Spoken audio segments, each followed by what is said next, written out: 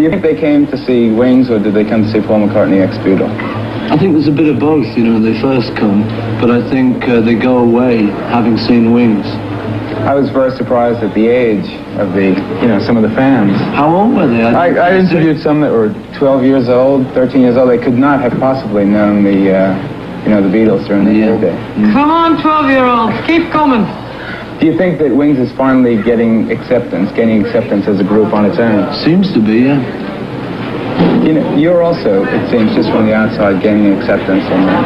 It's about time, isn't it? Yeah. How did you deal with the resentment? I mean, you're an artist, a sensitive person. I took it in my stride, if you want to know the truth. I didn't mind it because I was just beginning, so I was spending more time learning the piano than I was reading my press clippings.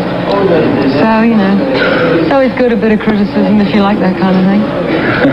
Do you? No. Not particularly, but It must be a lot more fun to be accepted by. Well, I'm having a good time in the group, I must say. This tour has been so much fun, especially on stage. Right, honey? Right, honey. Oh, is that a nice family picture? That brings up another... Thanks, Fred. He's good, this boy. Have you seen him? Go on. Usually, in a rock and roll context, the old man goes on the road and the old lady stays home, as they say. Well, this is it, man. 76. Time for a change. How do you raise normal children in that kind of atmosphere? Well, I don't know how you raise normal children in any kind of atmosphere, really. I mean, but we just try our best, and they seem pretty normal to me. Like, what do you want to be doing 5 years from now? I used to, when I was about 18, I'd kind of look at these 25-year-old fellas and think, oh, dear me, past it, 25, can't get much older than that, can you? And, of course, when you get to 25, you see 30 as that one. And then when you get to 30, you see 35 as that one. When you get to 34, which I can't believe it myself. I mean, it's what I almost am. Time marches on. It's right, Linda. Oh, it's very right. Very significant. Very significant. Are you surprised at the amount of straight press coverage the tour has gotten? No, Freddie. Not really. I thought it was Tony. Tony. Oh, Tony.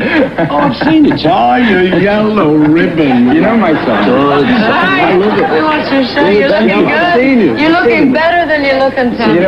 Straight press coverage of the tour.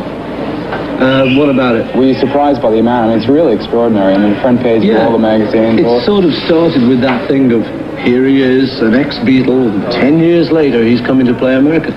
Which, funnily enough, I didn't even think about. I didn't realize it was 10 years since I'd played with the Beatles. I just kind of thought I was coming on tour. So, I think that's sort of what's done it. All right. We'll have more of their concert, their interview, or meet the rest of the group. All coming up right after this.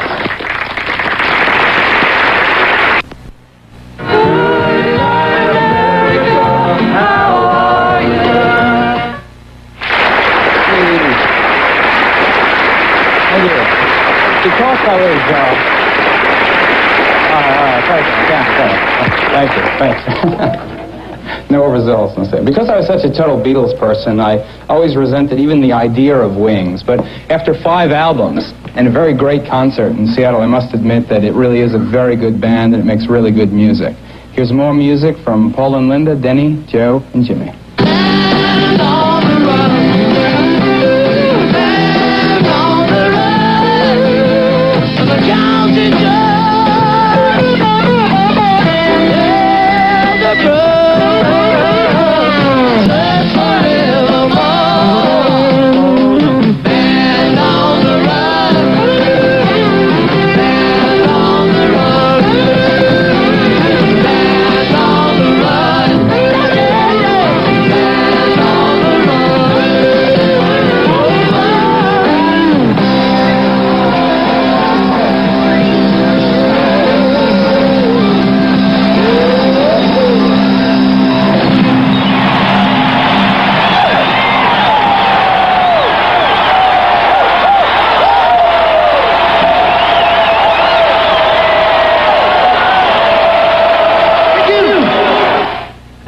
Do you ever feel overshadowed at all by Paul's presence? Of course I bloody do.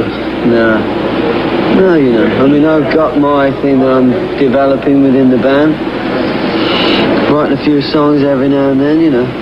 This next album we hope to even it out a bit more. So you think Wings will stay an integral group? Well, yeah, we only just started. You know, this is the first whatever seater it was tonight. I mean, this is the first big auditorium that we've done like this. Big is an understatement in this case. True. Jimmy, how old are you? Do you mind if I answer that? Well, I was 23 last week. 23. And how long have you been in this crazy business? Professionally? Well, I've turned professional when I was 15. I've been playing for 4 years before that. I started when I was about 11, I think. I want to ask you the same question I asked Denny about Paul's presence. Do you ever feel overshadowed by it? Do you ever feel like you're like a backup instead of an equal in the band? Yeah, I think, you got to get out there and be an individual and say, right, I'm going to show them what I can do. And then, like, when you get a chance to do your songs or whatever, or play your solos, then you just, like, I mean, this get in band's there. like any other band when it gets down to the band. Forget the audience and the public and all the rest of it. You know, I mean, Yeah, we all work together. if there's any problems, everybody has their say, you know. From the outside, a lot of people think that you sort of take the back seat, but it's a lot of freedom in the studio, on stage. It's a good situation to be in. Camera 1. Camera 2. Okay, focus. Quiet, please. Sort of quiet. In the auditorium, please. Listen, before we start again, we hear the Fonz is on your show, and we just want to say...